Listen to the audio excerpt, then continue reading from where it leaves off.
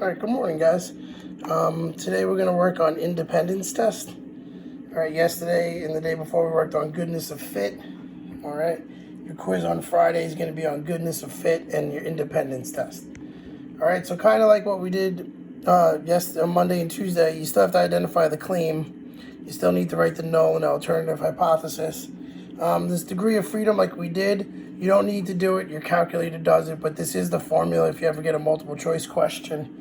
Instead of doing the whole problem, you could just type how many rows you have minus 1 times how many columns you have minus 1. All right, and just quicker. You can still use the calculator to type in all the data, and then it will tell you, but it's obviously a lot faster to do it that way. Okay, now, to find the calculator is a little bit, to find your p-value is a little bit different and not complicated, but you need some practice. We're going to be using matrices. All right, so you're going to go to matrix on your calculator. You're going to edit them. You're going to type your observed in A, your expected in B. Then you're going to go back to stat, go over to test, and go down to letter C. And then just keep hitting enter, and your p-value comes up. And then everything else is like what we've always been doing. All right, so let's do one together. All right, so first off, it says expected values. Can you conclude the favorite way to eat ice cream and gender are related? So that's another thing that's a little bit different. It's only your claim and your HO and HA are a little bit different. So your claim here is that they're saying that they're related.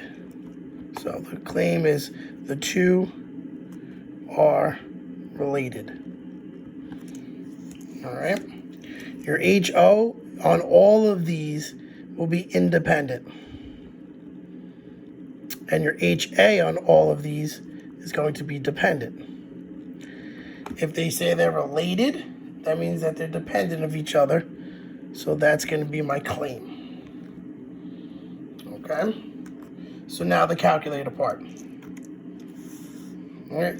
We go to matrix, so it's second x negative 1. And we go over to edit. All right.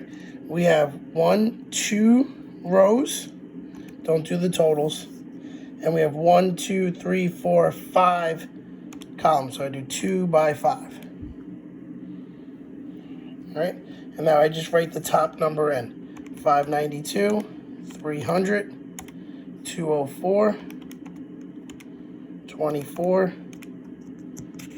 and I'm going to try to move it over so you can see that, 80. And then the female one is 410, 335, 180, 20, and 55. So matrix A is your observed. Now for our problem here, our expected is in parentheses. If they don't give you an expected, just retype the observed and it will do it for you. But I'll show you that in another problem. So now I do second negative 1. I go back to my matrix, go to edit, go to letter B. And again, this is going to be a 2 by 5. All right, so 546.55, 346.36, 209.45, 24, 73.64. And then for the females, 455.45, 288.64, 174.45, 0.55, 20, and 61.36. All right. Now I hit stat, go over to test, and I go to letter C, the x squared test. Your observed is your matrix A, your expected is your matrix B. Calculate, and I get my P is 1.0 times 10 to the negative 4th. You see here, it does give me my degree of freedom.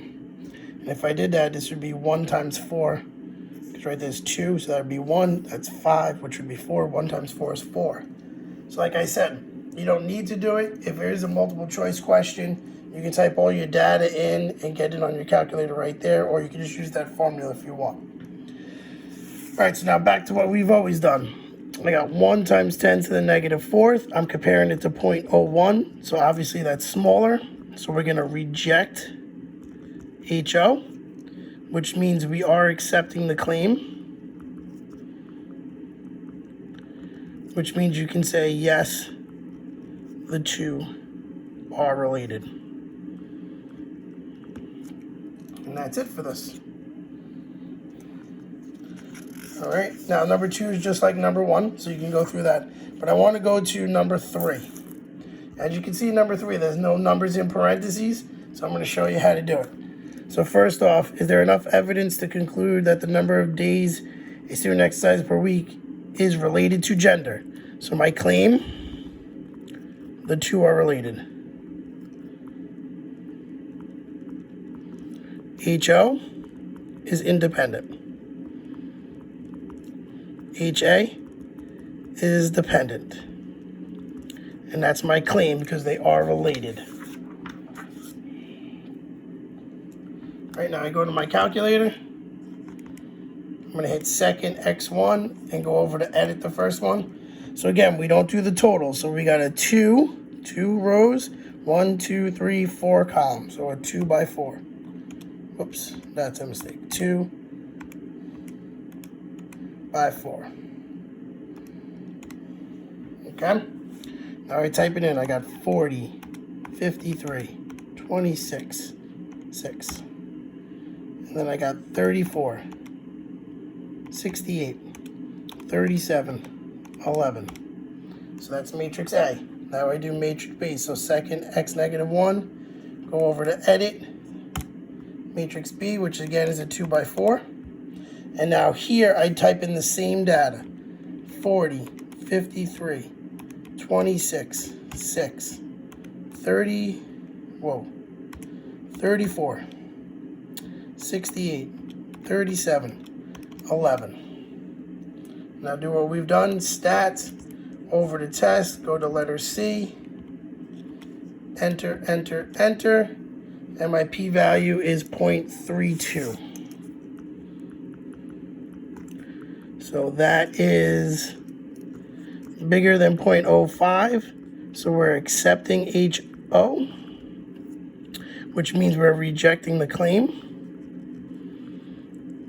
which means the two are not related.